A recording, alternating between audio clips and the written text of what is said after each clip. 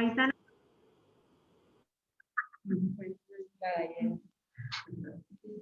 Bueno, chicos, se pueden arrancar, no sé qué arrancar.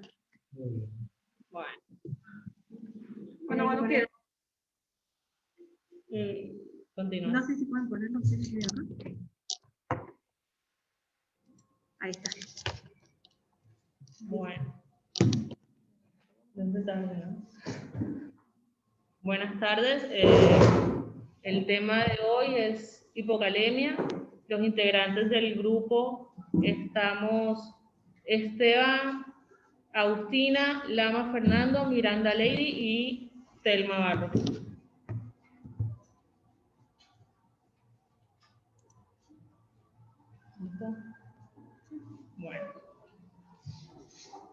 Bueno. El potasio, para hablar un poquito, para hacer como una introducción, el potasio es el catión intracelular más abundante que tenemos y la cantidad del potasio corporal total, digamos, es de 55 milequivalentes kilo. En condiciones fisiológicas, en el líquido intracelular, vamos a encontrar que corresponde al 98% de la totalidad, que vendría siendo 150 milismol por litro. Y vamos a encontrar que el porcentaje mayor va a estar en el músculo esquelético. El resto va a estar distribuido en los diferentes, digamos, en los diferentes tipos celulares. Y vamos a encontrar que a nivel extracelular va a equivaler a un 2% de la totalidad, que va a estar entre 3.5 y 5 milimol litro. Bueno, también en la parte de arriba encontramos una tablita que es el rango de normalidad según la edad. Y vemos, si bien las concentraciones del potasio van a estar un poco elevadas en niños menores de 1 año, es porque vamos a ver que, que el filtrado glomerular va a estar disminuido a determinada edad y que la sensibilidad a la aldosterona va a ser menor también dependiendo de la edad en que esté. Entonces vamos a encontrar que en los niños menores de 1 año de edad va a haber mayor concentración sérica del potasio. Bueno, entre las funciones está la regulación del pH intracelular, que vamos a hablar más adelante de eso. También tiene que ver mucho con la síntesis de proteínas, los ácidos nucleótidos y del glucagón. También va a contribuir a la osmolaridad intracelular, que más que todo lo vamos a ver esto porque es un catión intracelular. También vamos a ver que el potasio tiene una regulación, o sea, regula la actividad neuromuscular, ya que es el que, digamos, el que va a excitar la célula, tanto del músculo como del nervio, para que se lleve a cabo el impulso de estas. Comenzando con el caso clínico, tenemos que es una niña de 20 meses de edad que consulta por dificultad respiratoria y su motivo de internación es un IRAP con hipoxemia. Entre los antecedentes encontramos que es una recién nacida a término de bajo peso para la edad gestacional que ha tenido 5 internaciones previas de cuadros respiratorios y 2 de ellas que estuvo en terapia con requerimiento de ARM. También tiene recurrencia en obstrucciones bronquiales, que la ha venido manejando de forma ambulatoria y actualmente está utilizando corticoides inhalados. Bueno, en la enfermedad actual encontramos un cuadro clínico de 24 horas de evolución caracterizado por dificultad respiratoria, la taquipnea y la taquicardia. Esto siempre afebril.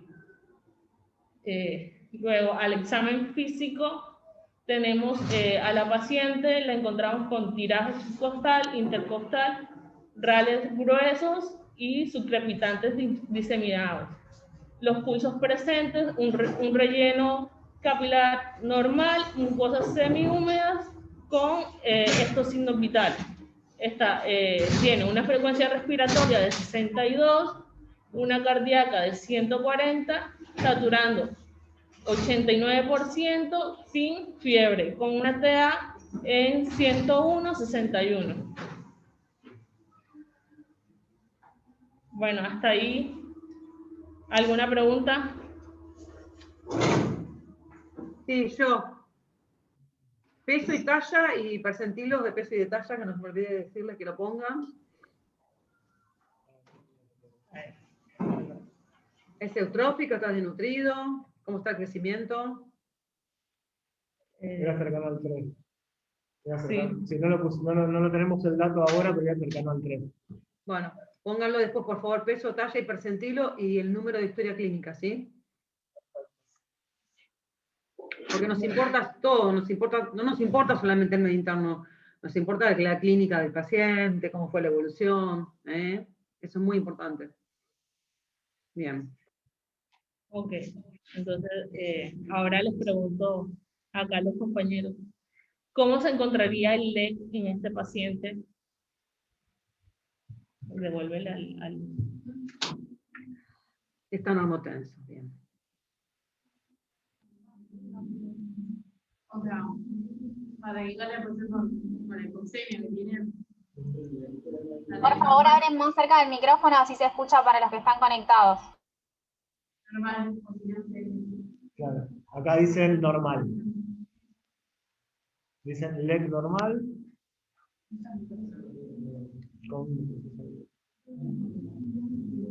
¿alguien más? ¿Alguien más? ¿Alguien piensa otra cosa? Cosas Ok, o sea, partamos que el paciente al examen físico tiene mucosas semihúmedas, entonces ya, claro, Bien. bien. ¿Y el VAE cómo estaría?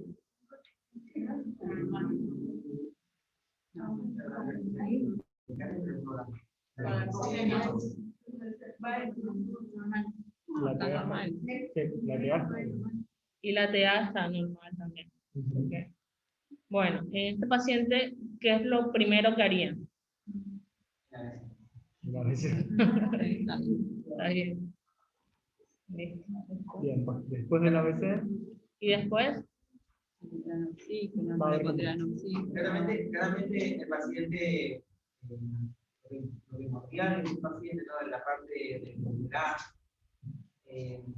asegurarnos de que tenga un aporte de oxígeno, porque posiblemente su taquicardia sea hipoxemia, aunque está hipoxémico, así que tiene saturación, asegurarnos que le llegue una buena aporte de oxígeno, asegurarnos que esté respirando bien, y asegurarnos si necesita una batería para que ventile mejor, como las medidas de recarga, etc.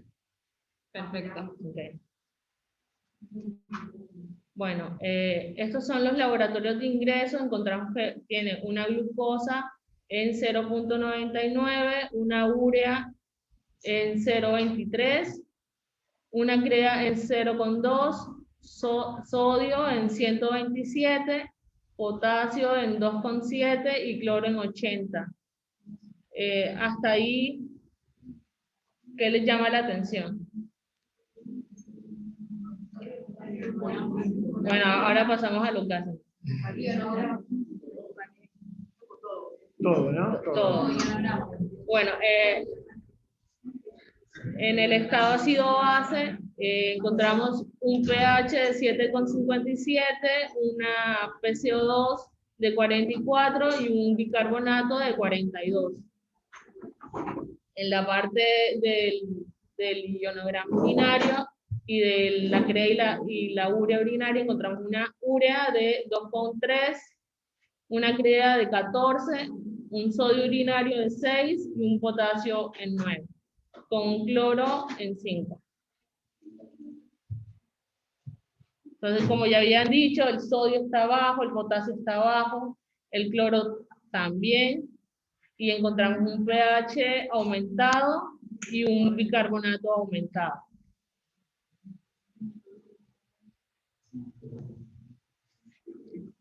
Bueno, en la parte del análisis del estado ácido-base encontramos que hay una coherencia interna que... ¿sí? Bueno, ahora vamos a empezar a analizar lo que es el estado ácido-base del paciente. Y acá le hicimos ya todas las cuentitas y vemos que este estado ácido-base primero tiene coherencia, el trastorno primario va a ser la acidosis metabólica, no va a estar compensado y se va a agregar además una acidosis respiratoria. Alcalosis metabólica, quisiste decir, ¿no? Sí, perdón, una alcalosis respiratoria, el anion gap va a estar disminuido y el delta cloro nos va a dar bajito, lo que nos quiere decir que tiene una hipocloremia. ¿Sí? Con este análisis, ¿ustedes qué les parecería que... Bueno. Sí. ¿Por qué creen que tiene este paciente una alcalosis metabólica? Con el cuadro clínico recién explicado hasta ahora, ¿qué les haría pensar que pueda llegar a tener eso? ¿Por qué? Poner de vuelta al laboratorio, ¿va?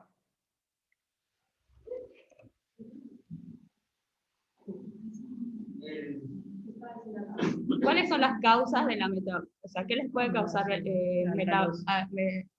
alcalosis metabólica? Los vómitos, por ejemplo. ¿Qué más? A ver el grupo que habló de alcalosis metabólica. La pérdida de cloro, Claro, la fibrosis, dicen Para- acá. La deshidratación. Pues tenías dos No. ¿Es la ganancia de base o la pérdida de ácidos? ¿Sí? Este paciente, ¿alguno está recibiendo algún tratamiento alcalino? ¿Alguien le dio bicarbonato? No. No. Entonces, pensamos en la pérdida de ácidos. ¿Y por dónde puede perder? O sea, que pérdida de cloro y de hidrogeniones. ¿Por dónde puede perder cloro e hidrogeniones un paciente? ¿Por qué vías? Renal o extrarrenal. ¿Sí? Para poder ver esto, nosotros nos fijamos acá en la orina y vemos que el potasio tiene un valor de 9. Cuando la excreción de potasio es menor a 20, la causa no es renal, es extrarrenal. Y si es mayor a 20, la causa va a ser renal. ¿Sí? Entonces, en nuestro paciente descartaríamos que la causa de esta alcalosis metabólica sea por causa renal. ¿Sí? ¿Les solicitarían algún otro estudio a este paciente? Espera, vamos a aprovechar a este paciente porque es lindísimo. Poné de vuelta el ionograma urinario. Acá lo que dijo ella, por ahí es medio complicado, porque en realidad ellos después van a hablar de este tema, ¿no? El potasio urinario está en 9 miliequivalentes por litro, y con relación al potasio plasmático está por ahí por arriba, más de 3 veces arriba. El sodio urinario está muy bajo, y eso les tendría que llamar la atención a los que están ahí en el público, junto con el cloro urinario que está muy bajo. Entonces, cuando estamos hablando de alcalosis metabólica, dijimos que la pérdida podría ser renal o extrarrenal. Y para hablar de por dónde pierde cloro el paciente, hablamos de lo pierde por riñón o no lo pierde. En este caso, con un cloro urinario menor de 10 milimoles por litro, seguramente la pérdida no es renal. Entonces ya vayan pensando por dónde puede perder un cloro este paciente. Aprovechemos este caso porque es lindísimo y es un compendio del medio interno, tiene de todo. Entonces miren el cloro que tiene un cloro de 80 para un sodio de 127, tiene un delta cloro creo que de menos 5, o menos 15, no me acuerdo. Y cloro urinario muy bajito, o sea, no parece estar perdiendo cloro por orina. Si bien la charla no es de alcalosis metabólica, este paciente tiene una flor de alcalosis metabólica con alcalemia importante y no lo podemos dejar pasar. Y alcalosis respiratoria también. Bien. Además, una pregunta les quiero hacer a todos. que por ahí no la tenemos que haber hecho antes de poner el laboratorio. Ustedes, con la clínica que tenía ese paciente, con la cual concurrió, ¿hubieran esperado encontrar este trastorno del equilibrio ácido-base? ¿Qué trastornos suelen encontrar en el paciente? Poner la clínica de vuelta. Miren por qué consultó. Tiraje subcostal intercostal, rales gruesos, subsecretantes diseminados, dificultad respiratoria, taquipnea y taquicardia. ¿Qué hubieran esperado encontrar en el laboratorio, en el estado ácido-base? Esa pregunta la teníamos que haber hecho, no me di cuenta. Acidosis respiratoria. Claro, acidosis respiratoria. Y sin embargo nos encontramos con alcalosis metabólica y alcalosis respiratoria. Eso ya tiene que llamar la atención, porque no es lo que uno hubiera esperado encontrar en un paciente que venga con este cuadro, ¿no? Nos tendremos que haber sorprendido todos de encontrar ese estado ácido-base. ¿Está? Bien. Digamos estos antecedentes, ¿no? Claro, 5 internaciones por cuadros respiratorios, destrucción bronquial recurrente, utilizando corticoides inhalatorios, bien. ¿Solamente corticoides inhalatorios y no le daban beta 2? ¿Forma crónica no? Lo que encontramos en la historia fue declarado.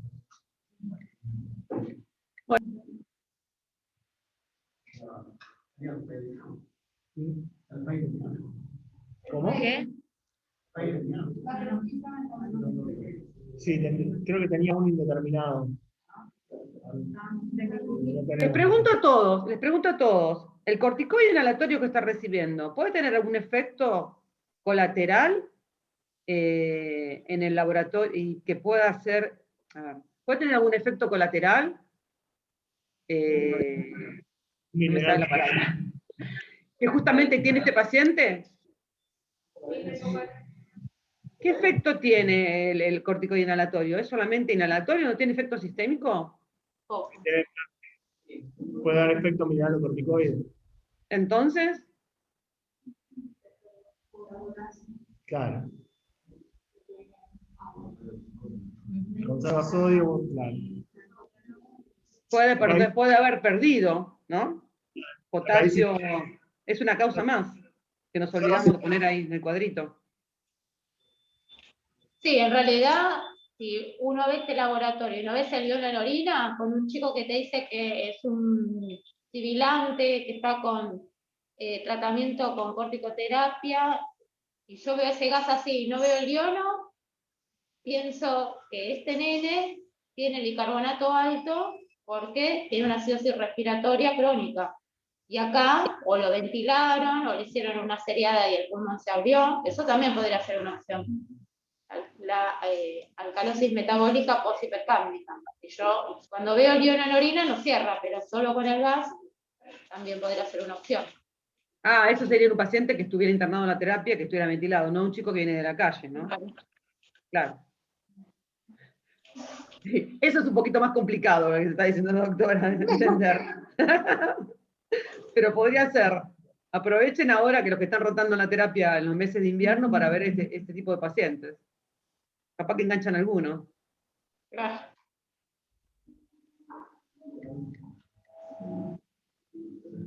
¿No se repite?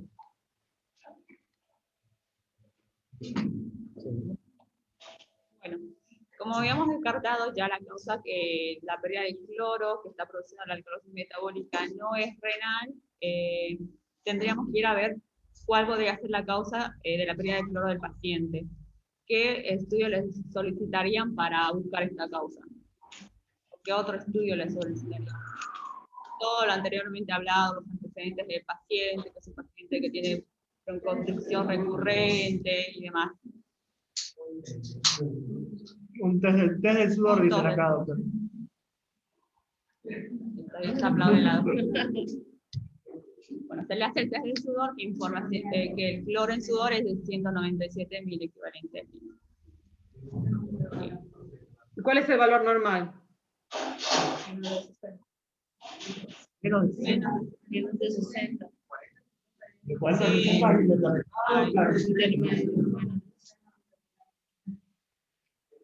Bueno, y lo que dijo acá el compañero, lo del FEI, Claro. está el antecedente, ¿no? Claro.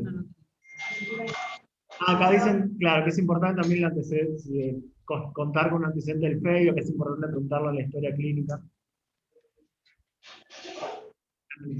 ¿Vieron qué importante cuando lo que escribió el doctor Repeto en las guías de evaluación del equilibrio ácido-base, donde dice, bueno, uno primero ve si tiene coherencia interna, después ve cuál es el fenómeno primario, después ve cuál es el fenómeno secundario, después el daño restante, después va a la correlación con la clínica. Claro. Entonces, este paciente que ingresa por dificultad respiratoria, por taquipnea, termina teniendo alcalemia con alcalosis metabólica y respiratoria. Entonces, no coincide con la clínica del paciente. Evidentemente tiene otra cosa que fue lo que lo llevó a esta nena a tener la alcalosis metabólica. Porque no coincide con el cuadro clínico de la paciente. No tendría por qué tener alcalosis metabólica y alcalosis respiratoria. Tendría que tener acidosis respiratoria. Es más, uno hice la cuenta y yo no sé si no tiene también acidosis metabólica agregada. Porque es un compendio, puede ser. ¿Ustedes, este paciente podría tener acidosis metabólica también? Sí. ¿Por qué motivo? Por pérdida de volumen. Pero esa no es la respuesta. La pérdida de volumen la lleva a... Si el paciente ¿Podría tener? se deshidrata mucho, podría causar también. Tiene dos causas. La acidosis metabólica sobreagregada. Que puede tener, si puede tener, tendremos que hacer el cálculo del año restante, no tiene un restante negativo. Bueno, pero puede tener acidosis metabólica, ¿por qué? Primero por el trabajo muscular que está haciendo, por la dificultad respiratoria, y segundo por el aumento del lactato, por la hipoxemia y por la hipoperfusión. Sí, acá Martín dijo por hipoxemia, acá en el chat. Sí. Sí, pero Martín no me dijo qué tipo de ácido aumenta.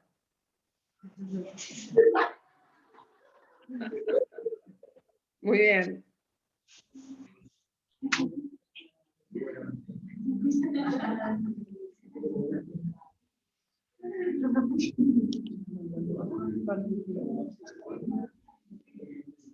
Bueno, entonces con este resultado llegamos al diagnóstico de que este paciente tenía una fibrosis quística, ¿sí? Bueno, volvemos al laboratorio y ahora vamos a analizar la parte del sodio, que es de 127 en nuestro paciente. Hacemos las cuentitas para ver cómo está el sodio y vemos que la osmolaridad plasmática está disminuida, por lo que es hipotónica, la excreción fraccionaria de sodio es menor a 1, que nos indica que tiene desconocido. La excreción fraccional de urea es menor a 40, que también nos estaría indicando que tiene el descontraído. Esto debido a que los pacientes que tienen FQ pierden mucho cloro, potasio y sodio a través del sudor, y esto les funciona de deshidratación, ¿sí? Así que nuestro paciente también está deshidratado. Perdón, ¿qué pierde por sudor el paciente? Cloro, sodio y potasio. Cloro y sodio. En mayor cantidad. Cloro y sodio. ¿Y el potasio entonces por dónde se pierde? Por riñón. Por pérdidas renales o extrarrenales.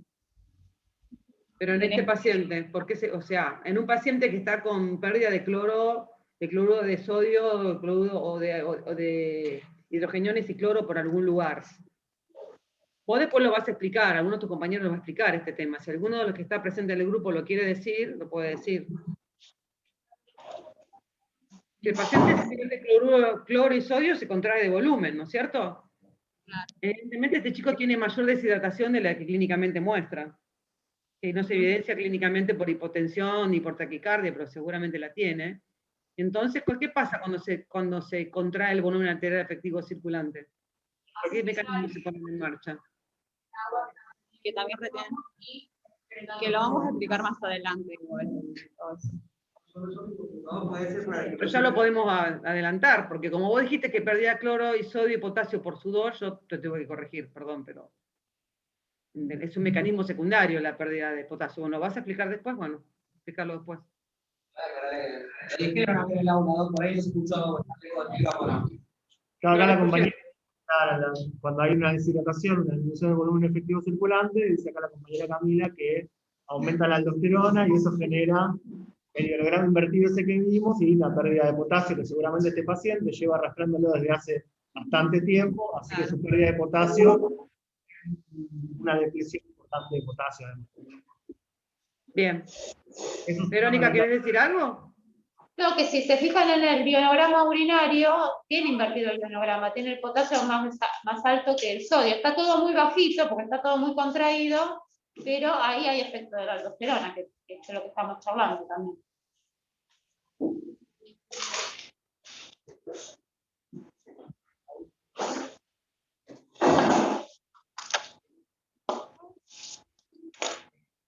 Bueno, vamos a hablar un poquito de la hipocalemia, que es otro de los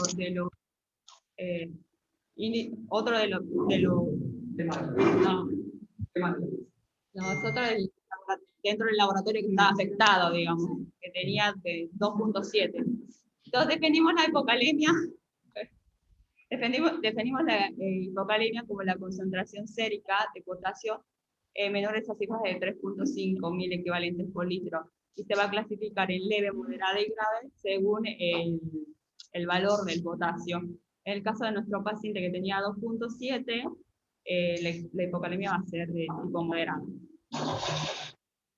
Acá tenemos un cuadrito que nos muestra las causas que existen de hipocalemia. Se va a producir la hipocalemia cuando va a haber una alteración entre el balance interno y el balance externo.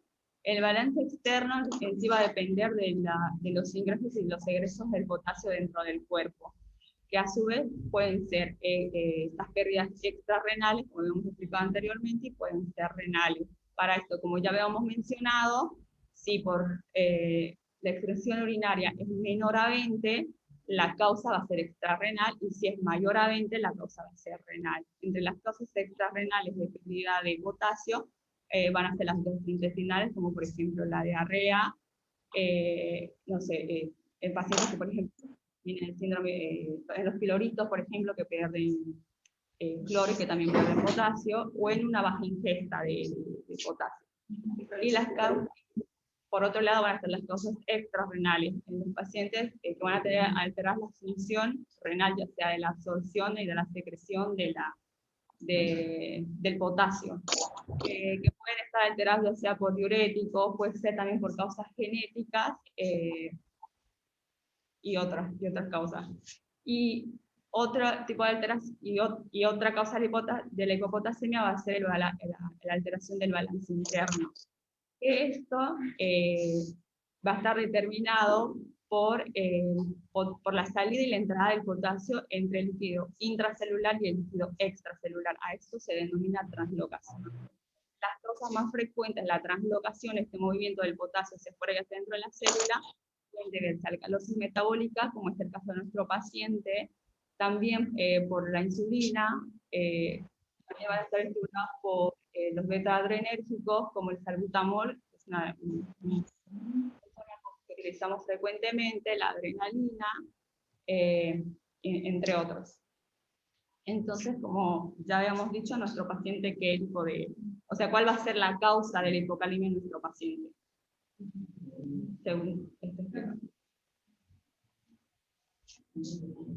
Puede ser por la pérdida de no puede ser más fuerte todavía la translocación, porque también el calótico podría translocar fácilmente a la clínica celular.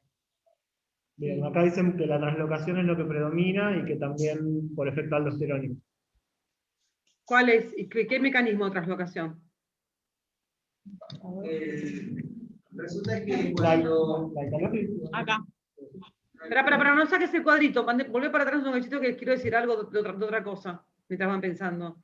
Acá este cuadro debe ser de adultos, porque vos fíjate que cuando te dice alcalosis metabólica, cloro urinario menor de 10, no pone la FQP. No está. Tendría que estar acá. Estaría la fibrosis quística y el pilorito, que sería como este. Claro, bueno, los vómitos, sería ponerle los vómitos, y al lado, si quieren agregársela después, la FQP. Nosotros interpretamos como que estaba como extrarrenal por pérdida cutánea. Sí, en realidad Justamente El la paciente- decisión. Interpretación.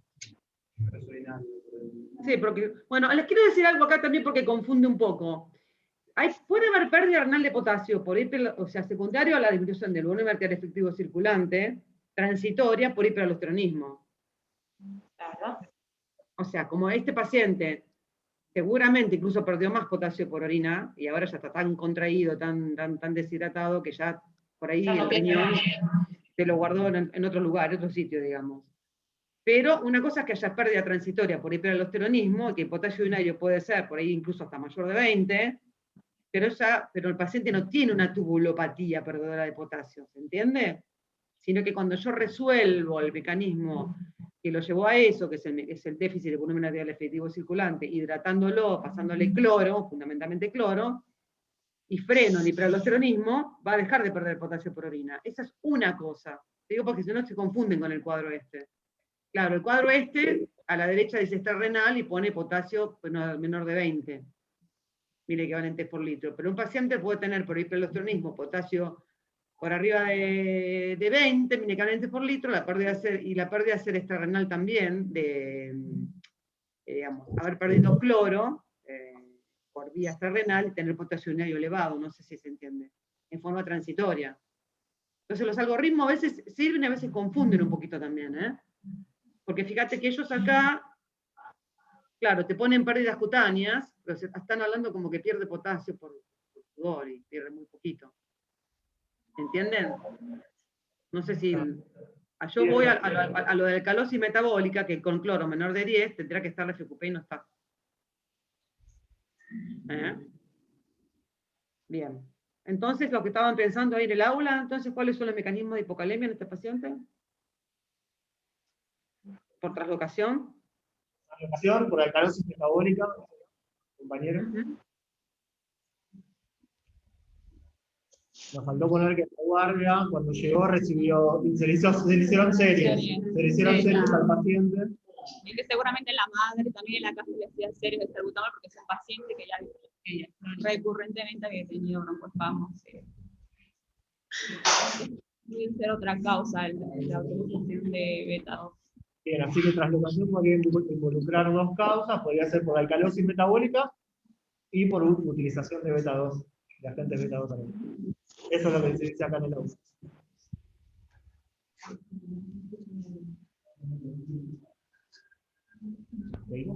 ¿Seguimos? Bueno, acá está un poco la explicación de por qué se produce la hipocalemia y la acidosis metabólica. Cuando hay una disminución en los hidrogenones fuera de la célula, lo que hace la célula es sacar los hidrogeniones liberados por los amortiguadores que tratan de contrarrestar esta alcalosis. Entonces lo que hace es sacar los hidrógenos del líquido, del espacio extracelular, del espacio intracelular al extracelular. Y para preservar la electroneutrabilidad de la célula, que sea negativo tanto afuera como adentro, lo secundario que pasa es que entra un sodio y entra un potasio adentro de la célula. Esta es la explicación por qué se produce la alcalosis metabólica. Como habíamos dicho también, en este paciente seguramente habrán utilizado beta-adrenérgicos como el salbutamol, y este tiene un efecto sobre las bombas sodio-potasio TPasa, que esta bomba se encuentra ligada en todas las células y lo que hace es ingresar 2 potasios dentro de la célula y sacar 3 sodios, ¿sí? Y a este nivel es donde actúa, por ejemplo, el salbutamol y las catecolaminas como la adrenalina. Aumenta la función de esta célula, entonces hace que salga más sodio y entre más sodio.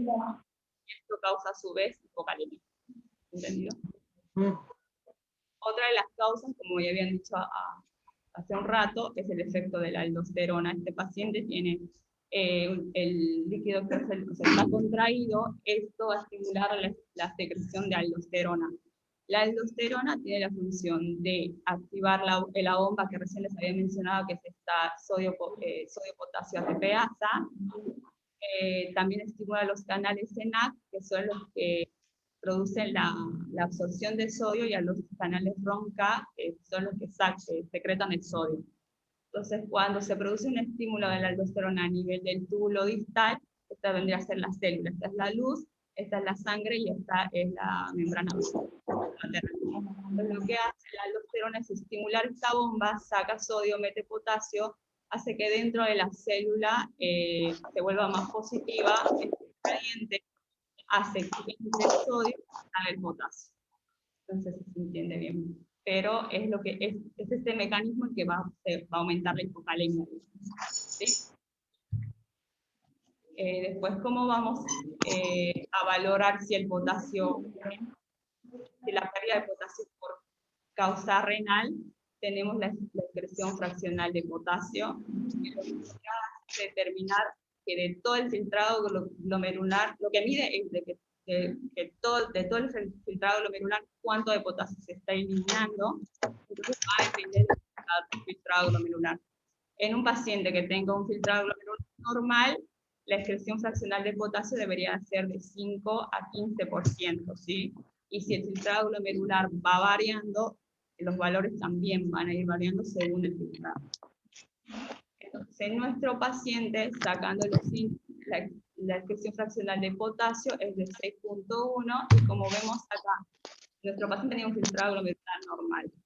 Está dentro de lo que debería requerir potasio, digamos. Y de esta manera descartamos que la causa sea por pérdida renal. ¿Sí? Entonces, así, de esta manera descartamos que la pérdida renal. ¿Cuáles serían las causas de la hipocalemia? Antes hablaba. ¿Qué? Sí. La alcalosis, que produce translocación. Los beta-2, que estimulan la bomba ATPasa, que hace que se produce más todavía la hipocalemia. Y otro sería el estímulo de la hormona aldosterona, que como les había explicado, mete potasio dentro de la célula y produce también hipocalemia. Entonces, No, perdón, la aldosterona reabsorbe sodio y excreta potasio. Claro. Vos explicaste muy bien el dibujito de la célula del túbulo colector cortical, donde se ve el efecto de la aldosterona, que primero estimula la sodio-potasio ATPasa, y eso crea un gradiente para que entre sodio por el canal epitelial de sodio o ENaC y salga potasio por el roncal. Entonces, el hiperaldosteronismo produce hipocalemia, produce caliuresis. Bien. Entonces, los diagnósticos de nuestro paciente sería fibrosis quística, tiene hipocalemia por translocación, como ya lo hemos visto, y no por pérdida renal. Tiene una alcalosis metabólica y una algalosis respiratoria con alcalemia hipoclorémica. Además tiene una hiponatremia hipotónica con ley contraída. Perdón, ¿te puedo hacer dos preguntas? ¿Este paciente no tenía diagnóstico de FQP hasta que llegó al hospital? No tenía diagnóstico. Bueno, y quiero que el auditorio me conteste por qué el paciente tiene hiponatremia. Porque no lo hablamos. Este es un caso para tomar exámenes, es un compendio medio interno, está espectacular. Espectacular. Hiponatremia hipotónica con ley contraído. ¿Y por qué tiene hiponatremia? Porque ganó sodio, porque perdió sodio, porque ganó agua, porque perdió soluciones hipotónicas, porque solo perdió agua. ¿Qué se estimula? ¿Qué no se estimula? ¿Cuál es el mecanismo? Lo vimos hace 2 semanas. Porque no lo podemos terminar.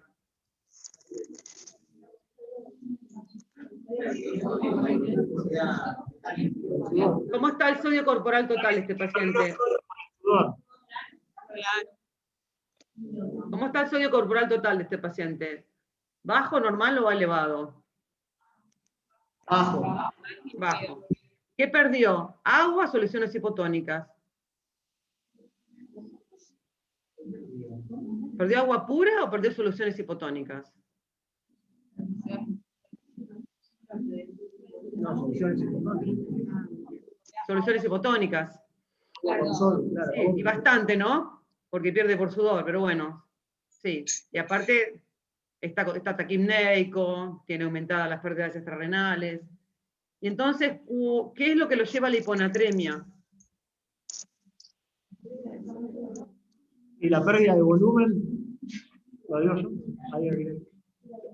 Podría ser que la pérdida de volumen estimula la producción de ADH. Entonces, Muy bien. Muy bien. Ese es el mecanismo. Tiene la hormona antidiurética está estimulada por la depresión del volumen arterial efectivo circulante, no por osmolaridad. Entonces, acá está el primer nombre y el segundo nombre, hiponatremia hipotónica, con la contraído, pero nos falta el apellido. Digamos, secundario, el estímulo de hormona antidiurética por depresión de volumen. Porque así ustedes, cuando tienen un paciente, lo entienden y lo terminan de cerrar, porque si no, no nos termina de cerrar. Entonces, con más razón, a este chico hay que pasarle el tratamiento con soluciones isotónicas, porque sabemos que tiene estimulada la hormona antidiurética al máximo. Y fíjense cómo nos engañó la clínica, que solamente tenía un poquito mucosas semihúmedas y nada más, y tiene urea normal, y nada más, ¿no? Y creatinina normal. Capaz que su creatinina normal es 0,1 y tenía 0,2. Claro. Vaya a saber cuando le hidraten cómo va a terminar. Bien. Lindo paciente, ¿eh? Bueno. Muy bien. ¿Alguna duda del caso? ¿Quedó alguna duda del caso? ¿No? Bueno, sigamos. Bueno, el segundo caso clínico que vamos a ver es un paciente masculino. Es un paciente masculino de 6 años, que el motivo de consulta es una cirugía programada, que va a ser una extéresis de un cráneo faríngeo. Tiene como antecedentes que en enero del 2017, por un retraso del crecimiento, se le hace el diagnóstico del panhipopituitarismo con déficit de ADH, y en noviembre del 2017 le hacen la primera extéresis del cráneo, quedando con los suplementos que necesita el paciente. En abril de 2021 vuelve a tener una imagen compatible con una residual tumoral, y en junio, que es esta internación, le hacen la extéresis de esa recidiva del cráneo faríngeo. El paciente ingresa en su POP inmediato de extéresis endonasal del cráneo faringioma, y como tratamiento se realiza la administración de desmopresina si el paciente presenta poliuria. Si bien el paciente antes de esta extéresis tumoral recibía desmopresina en su casa cada 12 horas, posterior a esta nueva extéresis de recidiva se deja, si el paciente tiene poliuria, para terminar de cuantificar cada cuánto necesita la desmopresina. En el curso de su internación recibe múltiples correcciones de magnesio, potasio y fósforo. Pusimos el peso y la talla para las fórmulas que van a venir a continuación, que es un peso de 6 kilos y una talla de 103 centímetros. Bueno, en su séptima día de internación van a ser los signos vitales de la mañana: una frecuencia cardíaca de 99, una frecuencia respiratoria de 18, una TA de 103,67, una saturación de oxígeno de 99 y un ritmo urétrico de 2 mililitros kilo-hora en 6 horas. Las mucosas del paciente están húmedas, los pulsos están presentes, se está tolerando la vía oral y con un sistema nervioso normal. Este va a ser el laboratorio de la mañana con ese ritmo urétrico de 2 mililitros kilo-hora. Bueno, tiene una glucosa 1.06, una urea de 0.21, una creatinina de 0.3, un sodio de 134, un potasio de 3.1, un cloro de 99, un calcio de 8.6, fósforo 1.7, magnesio 1.5 y un pH de 7.42, una PC2 de 39 y un bicarbonato de 24. Bueno, hasta ahí que les llamaba la atención del laboratorio. Volvemos.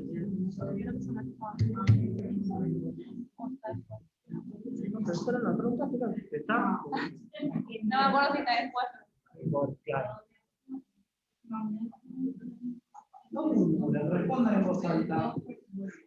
Yo no escucho nada, ¿eh?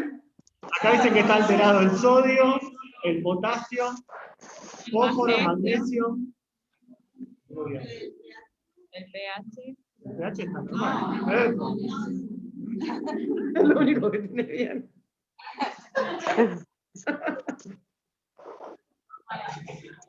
Este es un paciente de la doctora Bruso, seguro, ¿no? Sí. Así es. Es una buena pregunta que Claro, requiere tratamiento con desmopresina, va a hacer la según Según Bolivia. en este caso le estaba con 2, acá no recibe desmopresina, vamos a ver más adelante que cuando empieza con Bolivia sí recibe. Perfecto, porque para este Para laboratorio este no. laboratorio le había recibido ya A la 1 de la 7, 8. mañana decía. Chicos, hablen más cerca para que se escuche, porque no se escucha nada.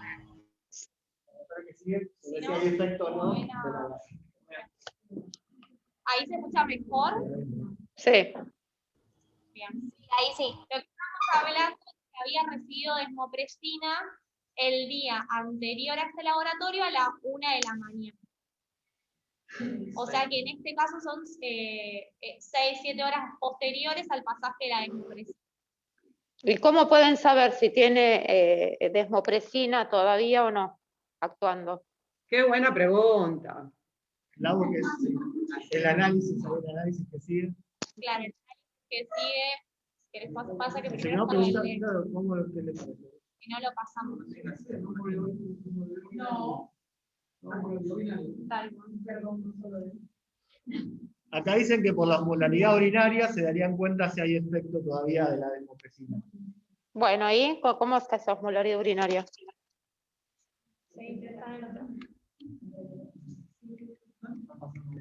Sí.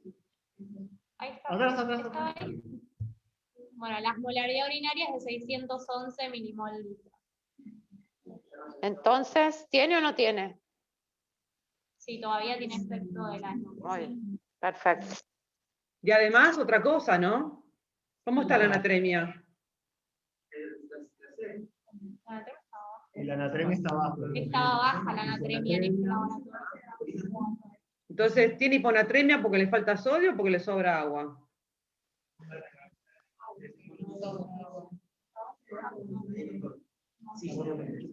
¿Cómo se la complicamos ahora, eh? Tenían que hablar de potasio ustedes, ¿no? Esto es efecto sorpresa. Claro. A ver qué. Más agua. Además es un paciente que ya estaba despierto, que estaba terminando la vía oral, o sea que es un paciente que también ingería sus líquidos, entonces tiene esa parte que se le agrega, que en los días previos no pasaba. En los días previos los líquidos los regulábamos nosotros, no los regulaba el paciente. Le sobra agua, dice Martín acá. Y sí, tiene efecto de ADH y el paciente toma agua porque tiene sed. Está acostumbrado a tomar agua, y a veces pasa que a lo mejor no tienen sed, pero están acostumbrados a tomar agua y siguen tomando agua. Por eso hay que tener mucho cuidado cuando le dan un antidiurético a un paciente que está despierto. Porque si el médico que se fue de la guardia anterior le dijo que tomara mucha agua porque se le había ido el efecto de la desmopresina, después vino la enfermera, le puso la desmopresina y el paciente sigue tomando agua aunque no tenga sed. Sin el laboratorio, volvé al físico de la mañana. Acá, me decían. No, acá. Con esta diapositiva y con el laboratorio pendiente, supongamos de lo que preguntaba antes la doctora Bruso, ¿creerían ustedes que tiene efecto de desmopresina todavía el paciente? Sin ver el sodio, ¿por qué? Sí, no parece estar accidentado, pareciera ser un paciente. Entonces te da la sensación de que el efecto diurético, un paciente que tiene una diabetes, bueno, ya está tratado con la desmopresina, tendría que tener otro efecto diurético, que es lo que decían acá también.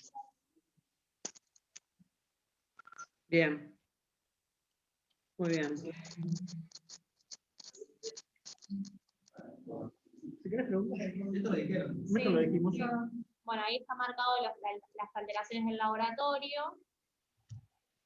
El ácido base, Ahí hicimos normal. sí, era normal, pero hicimos igual las cuentas. Y acá está lo que dijimos hace un rato, de tanto la tonicidad plasmática como la osmolaridad urinaria.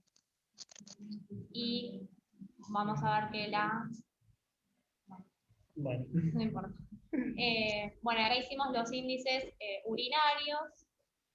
Y todo esto nos lleva a que tenemos una hiponatremia hiposmolar con el LEC normal y el BAEC normal. Bien. más que un CIJAD, es un provocado por nosotros, ¿no? Sí. Bueno, y ahora vamos a analizar por qué tenemos la hipocalemia. Entonces, para eso sacamos los índices y el UP de potasio nos va a dar de 7,4. Esto nos habla de una alta relación UP. Si bien, como dijo Lady, podemos guiarnos por la pérdida renal de potasio por la excreción fraccional de potasio, también la relación urinario plasmático del potasio nos puede hablar de que la excreción también es renal del potasio.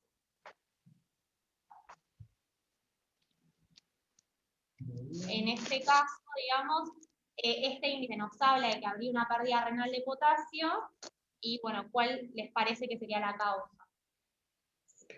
Claro, vos fíjate que tenés una que te habla a favor de que el potasio se pierde por orina y la otra que te dice que no. La excreción fraccional, al ser menor de 15, con un filtrado glomerular que está normal, no nos hablaría de una excreción renal de potasio.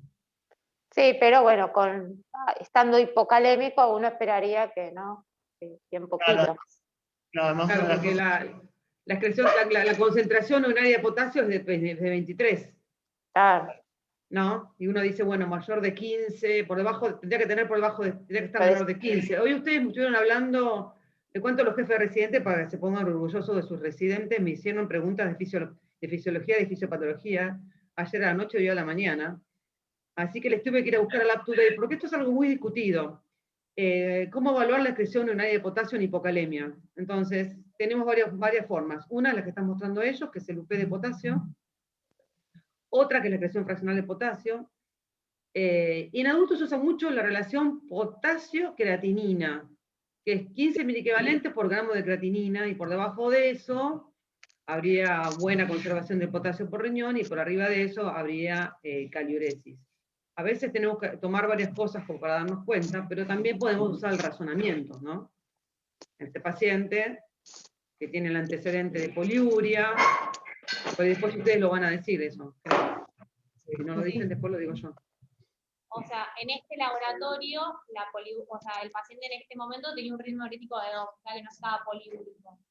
Si nosotros nos dejamos llevar, digamos, no por la excreción fraccional de potasio, sino por la OP, que está aumentada y nos podría hablar de una pérdida de potasio por vía renal, ¿cuál sería el mecanismo que podría estar involucrado? Que a este paciente, para adelantarles, tiene dos mecanismos. Sí. En este laboratorio, hay uno de esos mecanismos que se puede ver más claramente dentro del análisis de electrolitos. No con el laboratorio. Tenemos el laboratorio. O sea, ¿qué otro valor del laboratorio nos podría hablar de que el paciente está perdiendo potasio? Ah, me había olvidado. Hipomagnesemia. Lo dije, yo me había olvidado. Podemos pensar que en este caso, donde el paciente tiene un ritmo diurético de 2, el mecanismo de pérdida de potasio renal es por la hipomagnesemia. Chicos, otra cosa les quiero decir. En los pacientes poliúricos hay cosas que nos engañan. Porque yo digo, a lo mejor tiene una concentración de potasio urinario de 10 miliequivalentes por litro, pero orina 5 litros. Claro. Entonces, en el conteo total, lo que nos importa son las miliequivalentes que se pierden en 24 horas. Y eso es lo que usamos en adultos.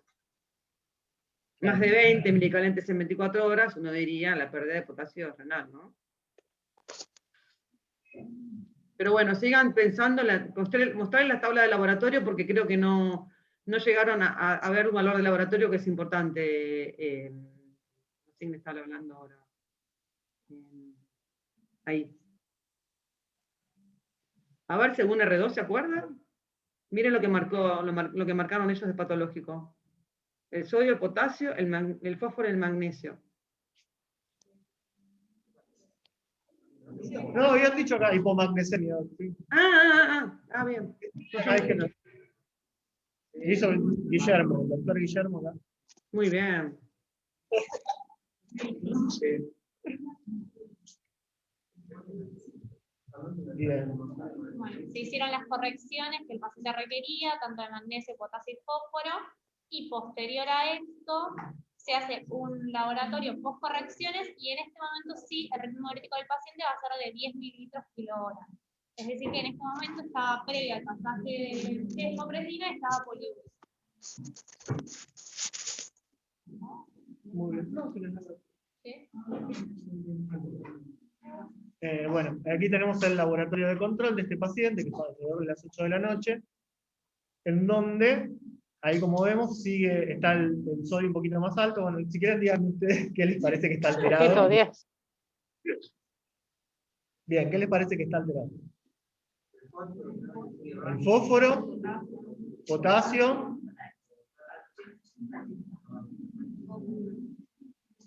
muy bien, sodio, potasio y fósforo. ¿Y el sodio? Está a 145, pero bueno, está al límite, está al límite. Estaba con 134 de la mañana, 145. ¿Y qué les parece eso? Que esté 130, porque estás casi normal los dos, en los dos extremos, ¿no? Claro. Pero de 134 a 145 en 10 horas, ¿qué les parece? O 12, no sé cuánto. 8. Dice que aumentó más de 8 miliequivalentes en menos de 24 horas. Claro, eso es súper importante conocer de dónde uno parte, ¿no? Porque si bien la anatremia, ahí uno diría, bueno, es el valor más alto de lo normal, este paciente está en riesgo, ¿sí? Porque tuvo un ascenso muy brusco de la anatremia. Fernando, quiero hacer una cuenta, pasé de vuelta, ahí está. Yo sigo con el tema del potasio urinario. 11 miliequivalentes por litro pierde. Y orina 10 mililitros kilo-hora. ¿Me hacen la cuenta a ver cuánto perdería en 24 horas? ¿Cuánto pesa?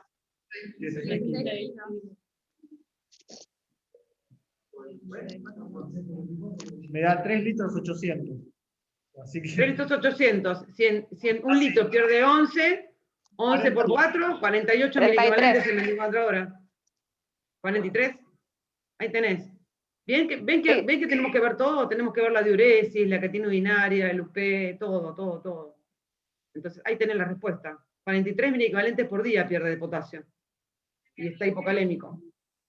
Vos agarrás y decís, bueno, vos tenés la concentración urinaria de potasio. Agarrás y decís, bueno, si en un litro pierde 11 miliequivalentes, en el volumen urinario total, ¿cuántos miliequivalentes de potasio pierde? Exactamente. Entonces, si bien el UP de potasio no parece ser tan alto, 11 y 3,4, por ahí te da 3 y pico, la excreción fraccional por ahí te da baja también, pero cuando lo correlacionas con el volumen de 24 horas, ponele que no esté recibiendo la desmopresina, este chico ya tiene un antecedente de pérdida de potasio previa de la tasa. En ese gap, en esa brecha que no recibe la desmo, en esas horas que no recibe la desmo, que está poliúrico, está perdiendo permanentemente. No, perdón, yo entiendo interno, pero le hago una consulta. El UP de potasio en pacientes poliúricos, ¿no es que es como medio que no sirve? Sí, por eso. Lo que pasa es que esos ayer habían puesto el TTKG, que encima es más complicado también. Por eso yo se los dejé poner, porque le quería hacer el razonamiento. Por eso, depende, hoy les contesté en el mensajito que me preguntaron, depende de la diuresis y la capacidad de concentración del paciente. Claro, igual ese UP UP de potasio es con 600 de osmolaridad urinaria y 2 de ritmo diurético, o sea que ahí sí serviría. El anterior sí, primero. Este de ahora no. En el primero lo habíamos puesto, en este no. De hecho, en el anterior habíamos puesto que se podía usar porque era hipertónico. Bien. Acá hicimos el análisis de laboratorio, tenemos esta tonicidad plasmática y esa osmolaridad urinaria. No tiene nada de hormona antidiurética. Miren, 80, estando hiperosmolar, tiene 80 de osmolaridad urinaria. Tiene 80 de osmolaridad urinaria. Nada de H tiene. Bien, y ahí tenemos el análisis de las pérdidas en realidad, de la excreción de potasio que hay por riñón. Vemos que el UP de potasio es más bajo, que la relación esa UP es más bajo en el laboratorio previo, es de 3,2, pero en la excreción fraccional sí nos daba un número que era un poco más elevado con respecto al otro laboratorio. Igualmente, nosotros como este paciente perdía muchos electrolitos también en las poliurias, suponíamos que lo perdía más por las poliurias que por el otro mecanismo. Perdón. El mecanismo, además, que tenemos que agregarle acá, que eso no sé si lo vas a hablar vos de los decanos. Iba a hablar, sí, de hecho ahí iba a decir que en esa... Bueno. Muy bien, pero iba a hablar muy bien. Bien, este paciente, entonces como diagnóstico, si no, hablamos si querés un poquito primero del mecanismo, pero en este paciente había dos mecanismos. Creo que lo puse más adelante, perdón. Tenemos un paciente con diabetes insípida de causa central, con tratamiento sustitutivo con desmopresina, una hipocalemia por pérdidas renales que se asociaba a hipomagnesemia como uno de los mecanismos y episodios de poliuria. Este paciente, para ponerlos por ahí un poco a todos en contexto y contarles más o menos cómo era, estaba recibiendo la desmopresina a demanda. Cuando comenzaba con poliuria, usualmente alrededor de las 9 de la noche, cuando se detectaba su poliuria, que era siempre entre las 11 y las 12, ya había orinado siempre aproximadamente 1 litro, y ahí es cuando se recibía la desmopresina, y casi siempre la recibía una vez por día.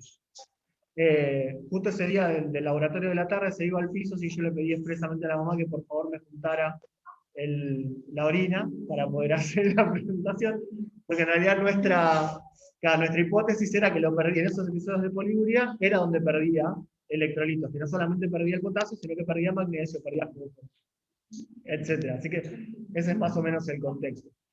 Y dentro de los mecanismos sabemos que uno es la hipomagnesemia y otro por episodios de poliuria. Y eso involucra 2 canales, que ahora los vamos a ver. Uno de los canales son los ROMK, que son los más conocidos por nosotros, porque siempre nos dicen antes de corregir el potasio, miren el magnesio. Bueno, la razón de mirar el magnesio es porque el magnesio se vincula con la conductancia de estos canales ROMK. Estos canales ROMK están tanto en la rama gruesa ascendente del asa de Henle como en el colector, el túbulo distal y colector. Así que nada, está involucrado también en el mecanismo de contracorriente, etc. Está involucrado en varios mecanismos. Porque entra a partir del transportador que es sensible a la furosemida, sodio, potasio, 2-cloro, y se recicla a través de los ROMK. El magnesio lo que hace es modificar la conductancia. Disminuye la conductancia de este canal hacia afuera. Por lo tanto, sale menos potasio con niveles adecuados de magnesio. Bien, y por el otro lado, ¿no estaría avanzando? Bien. Entonces acá los tenemos donde están ubicados, en la rama gruesa ascendente, y están involucrados también en el mecanismo de la aldosterona, que digamos en la membrana apical, ¿no es cierto?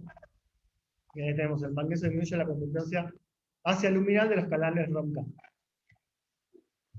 Y en cuanto a los canales BK, son unos canales que, ahí los vemos, no sé si lo ven abajo del ROMK, bien, que son unos canales que son sensibles al flujo tubular. A mayor flujo tubular, estos canales como se sensan la distensibilidad y aumentan su conductancia. Y que bueno, estarían involucrados en la poliuria, serían los canales involucrados en esa salida del potasio. No sé si más o menos interpretamos bien a eso. Perfecto. Bien. Y dentro de las manifestaciones clínicas, por ahí como para cerrar la importancia del potasio, a lo que más se vincula es, como decía mi compañera, la excitabilidad de los tejidos excitables, valga la redundancia. Sobre todo los musculares. Entonces, dado que el potencial de equilibrio de potasio es el más importante para esto, por eso, cuando se modifican las concentraciones extracelulares de potasio o las intracelulares, se modifica también la excitabilidad de las células. Entonces, al tener hipocalemia, lo que se hace es alejarse del potencial umbral, hiperpolarizar las células excitables, y se ven las manifestaciones clínicas que vemos acá. Lo del aplanamiento de las ondas telo vamos a ver ahora con un grafiquito donde se muestran los canales. Por eso vamos a tener estreñimiento, hilio paralítico, o sea, hipoactividad. Músculo esquelético calambres, debilidad, mialgias, y en grados extremos, parálisis rhabdomiólica. Dentro de lo renal, produce resistencia renal a la ADH, que, o sea, es una resistencia, sería una diabetes insípida de causa renal. ¿Sí? Bien, y induce la alcalosis metabólica también en las hipocalemias graves.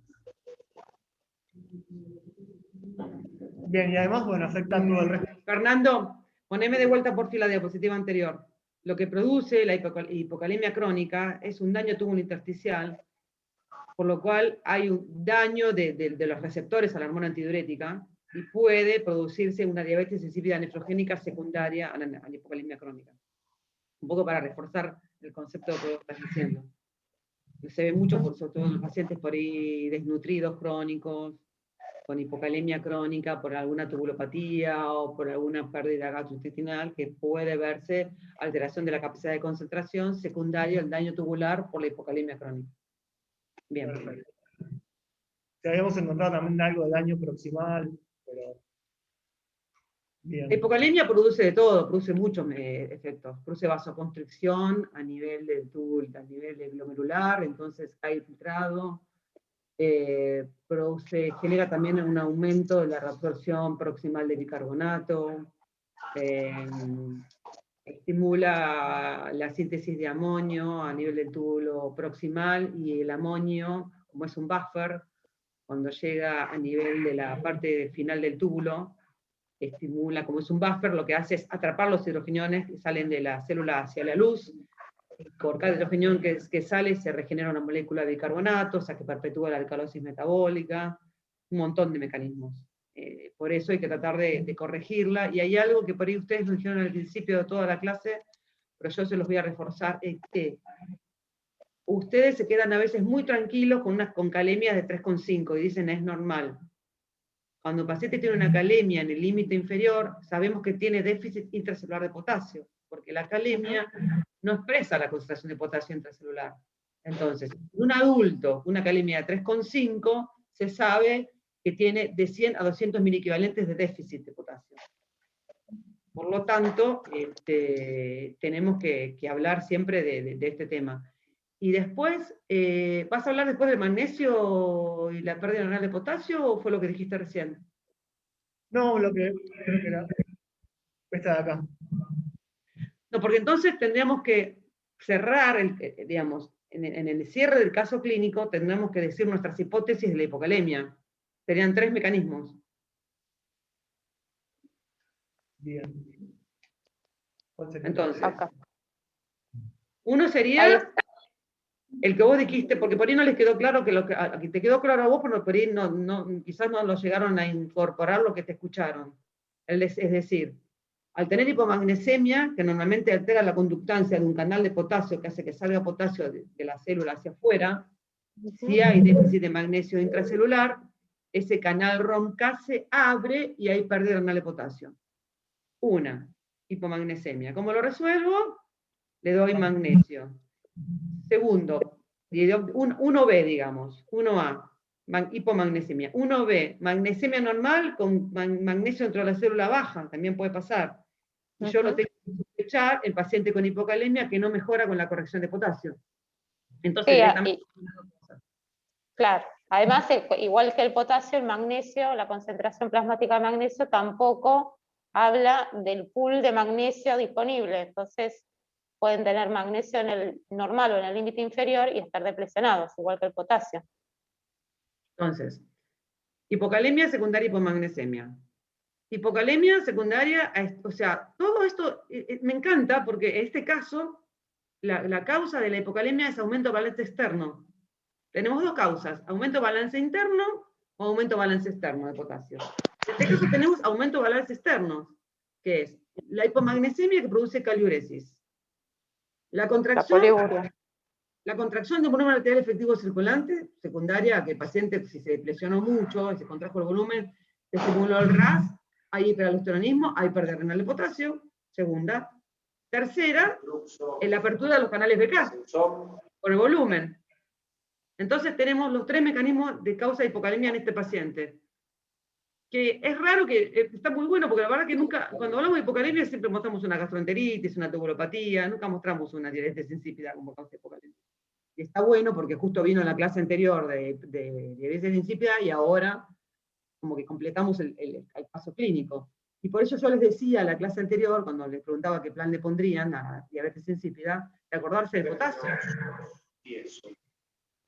Que por ahí podemos ponerle potasio y no ponerle sodio, porque nos importa más el potasio que el sodio, porque el sodio no le tenemos que dar al paciente con poliacuosa, ¿no?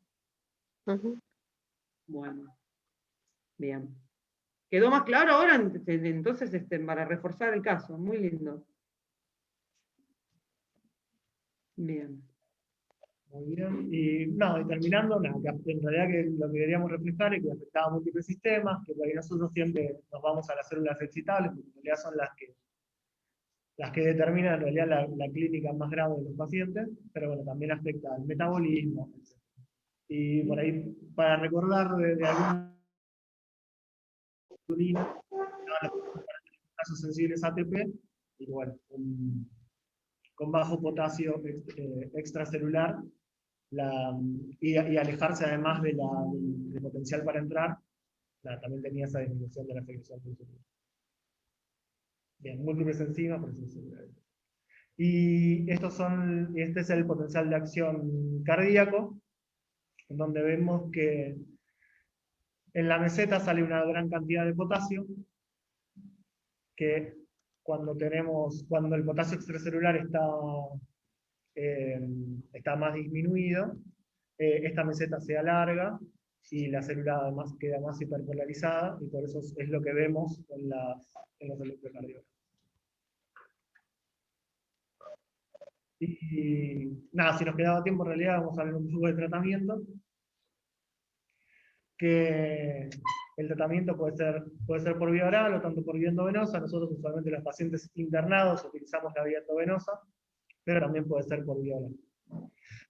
Que puede ser tanto en las hipocalemias leves como en las moderadas asintomáticas. Nosotros, para determinar muchas veces los síntomas, más allá de lo que nos dice la clínica, hacemos un electrocardiograma, donde tratamos de ver reflejada, además de la concentración extracelular de potasio, es una forma de ver si hay una depresión intracelular de potasio. Eso nos permite ver el electrocardiograma. Bien, en cuanto a las dosis que utilizamos siempre es alrededor de 1 a 2 miliequivalentes por kilo. ¿Qué se puede utilizar? El gluconato de potasio, el famoso 15 en 20. Los sellos de cloruro de potasio, y por ahí una cosa para acotar que se ve ahí, que es un cloruro de potasio que viene similar al gluconato de potasio, 20 en 15. ¿Sí? Bien, también se pueden utilizar las correcciones lentas, bueno, lo de siempre, y por ahí como más importante de eso, que nunca se pasa nunca se pasa en dextrosa, siempre en solución fisiológica o agua destilada. ¿Por qué? ¿Por qué?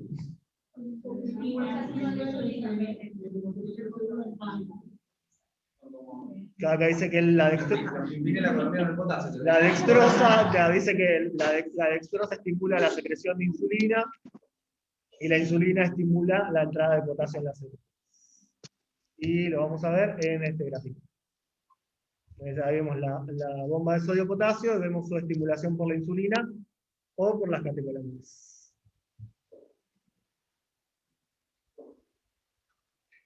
Y lo de siempre, que no olvidarse para los tratamientos de la hipocalemia. Una es no olvidarse del magnesio, por lo que vimos hoy. Nunca olvidarse de los efectos de la acidosis sobre la concentración de potasio, como puede suceder en la innombrable. Bien. La innombrable. No, yo no la quiero decir. ¡Aceto!